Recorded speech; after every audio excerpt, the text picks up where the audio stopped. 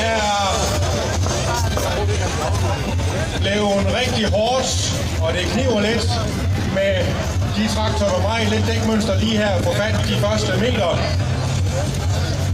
Så er der lidt muligheder med noget startvægt på slæden, men der er lidt også ude i den anden ende, der lige skal forholde sig til.